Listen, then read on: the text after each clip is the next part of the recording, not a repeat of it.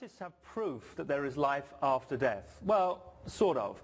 What they have discovered is that consciousness may continue even after death. Now, this is a subject that's been treated with a lot of skepticism over the years, but in the most extensive study of its kind, scientists at the University of Southampton in the UK have spent nearly 4 years examining more than 2,000 people who suffered cardiac arrests at 15 hospitals in the UK, the US and Austria, and have found that 40% of people who recovered described having some form of awareness at the time when they were declared clinically dead. Now, as I said, Mark, the perception is, or the current wisdom is that death occurs about 20 to 30 seconds after your heart stops beating.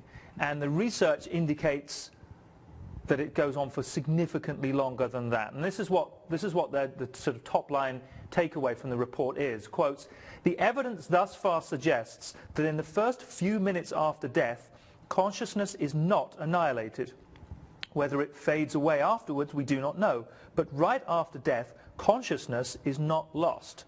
So this is coming, they got this, as I said, you have to kind of take a little bit of a leap of faith here, but it was conducted by prominent scientists in a sensible, studied fashion. It wasn't just, it is anecdotal.